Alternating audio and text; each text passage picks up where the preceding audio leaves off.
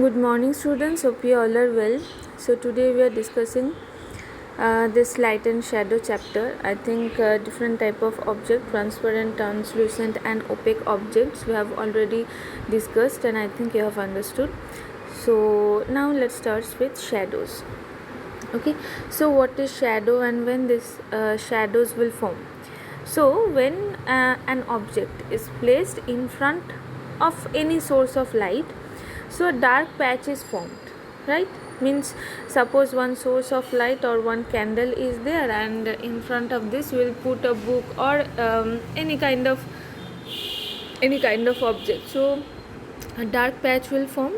Okay, if the light cannot pass through the object, so the dark region that formed behind the object, the dark region is formed to behind the object, so through which the light cannot pass, so that is a shadow.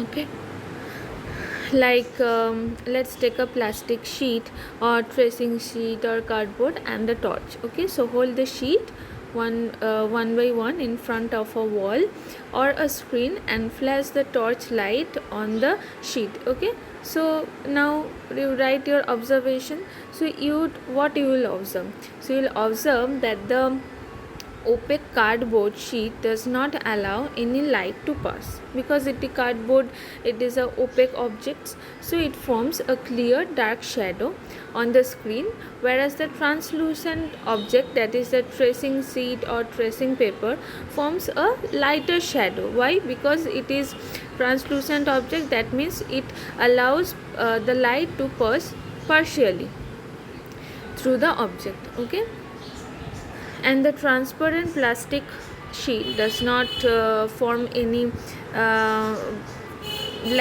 black shadow, or it does not block the light, hence does not form any kind of shadows. So shadows only form when we place opaque object in front of a light. Okay, so a shadow is a dark region formed by an opaque object or a translucent object, mainly by opaque object. So three things are required for a shadow to be formed. First is the light source. Okay, so it can be a natural light source, it can be artificial light source, then a translucent or an opaque object, and a screen. Okay, now let's see what are the characteristics of a shadow. So the first is, a shadow is always formed on the opposite side of the light source. Okay, so the shadow is always formed on the opposite side of the light source. Now shadows are always dark, and it does not depend on the color of the object, because no colored shadow will form. Shadow is always dark or almost black. A shadow shows only the outline of the shape of the object and not the details. Means the inside structure they will not show, only the outline or the outside structure they will we can see in the shadows. Okay, and the size of shadow depends on the distance between the light source and the object, and also on the distance of the screen from the object. Okay, so the size of the shadow, it depends on the distance between the light source and the object. Okay, and on the distance of the screen from the object where the shadow will form. Okay, so when the source of light is closer to the object or the screen is away from the object, the shadow is big, long shadow. Or when the source of light is far from the object or the screen is close to the object, then it will be opposite, means the shadow is small. Okay, the shadow of an object is the longest during morning and evening and shortest during noon. Okay, so the shadow of the objects is longest when during morning and in evening.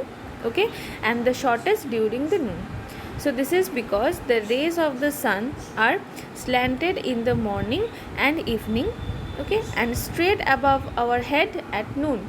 So the shape of the shadow depends on from where the light is falling from. Okay.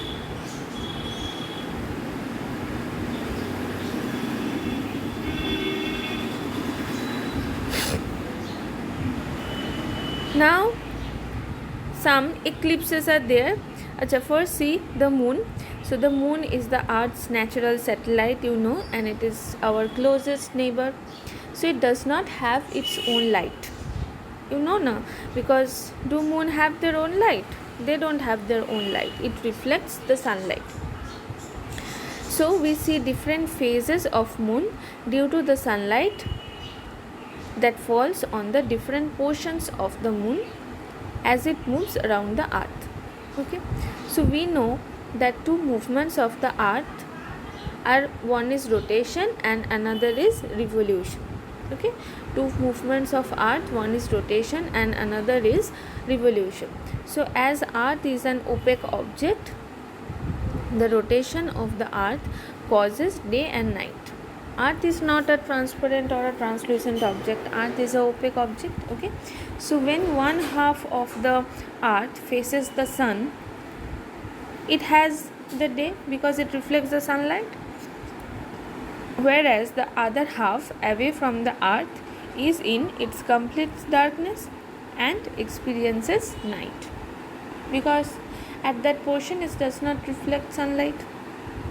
Okay, now you see what is eclipse. Okay, so it is an interesting phenomena. It's called the eclipse, and these are all about the blocking of light and creating shadows. Okay, an eclipse is a natural phenomenon. It occurs when one object in space blocks us from seeing another object in space temporarily. Okay, so you know sun is a star and the source of light for our earth. So the sun and the moon are the two heavenly bodies which are always affect us with the light, heat and gravity. The earth revolves around the earth, means that rotation, and the move revolves around the earth. Okay, so due to this movement they keep changing their position. Due to this rotation they keep changing their position. Okay, so when the sun, earth and moon come in a straight line doing this rotation continuously, when the earth, sun and moon comes in a straight line, it blocks out the sunlight and an eclipse occurs. Okay, so eclipse are of two types. One is the solar eclipse and another is the lunar eclipse. Okay, so first diagram is for the solar eclipse. Okay, so you can see sun, moon and earth is in a straight line. Okay, so solar eclipse occurs on a no moon day, when the moon comes between sun and the earth. So from the diagram you can see that moon is present between our sun and our earth. Okay, and the shadow of the moon falls on the earth. See, the shadow of the moon falls on the earth. So the moon's shadow has two parts, the umbra and the penumbra. Okay, so an area on the earth where the dark inner shadow, means the umbra, is of moon falls, we can see a total solar eclipse. Okay, total solar eclipse. So during a total solar eclipse the sky appears as dark night and the glowing corona appear.